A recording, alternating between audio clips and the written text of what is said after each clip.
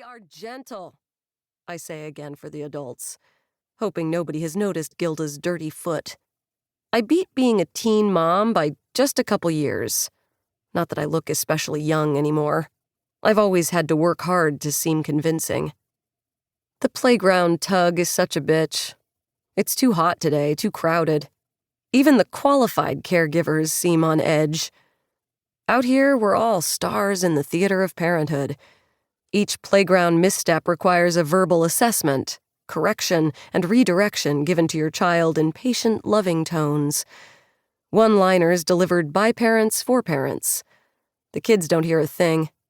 I shade my eyes and act like I'm looking close at my daughter.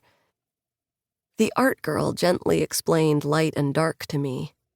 She tilted her head, brought her long hand to hover close to my failure.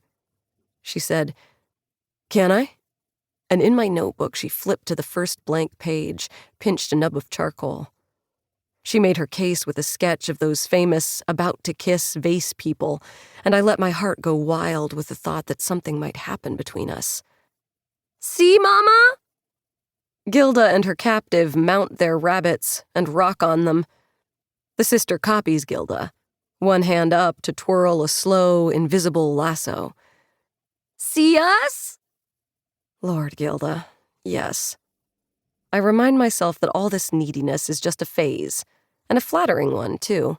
Like without me to confirm it for her, nothing in the world exists. The art girl was super straight, but I ached for her that entire semester. Always slow with hard truths. We became friends, a form of torture. She had an off-campus apartment, a bad spine, and an oxyscript. An inherited family parrot in her living room. She would play records and sit on her couch while I danced. Not for her, exactly.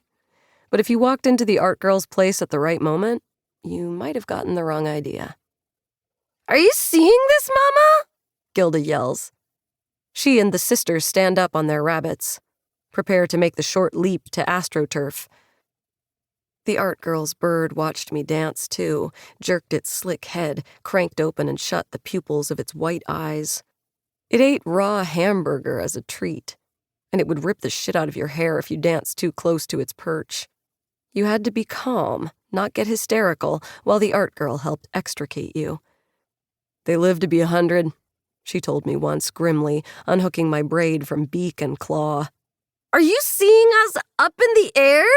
Gilda shouts. "I see the air," I say.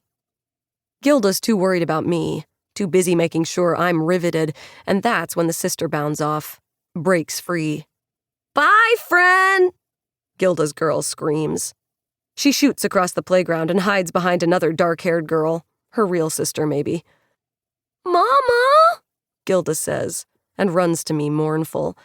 "She left. Did you see she left me?"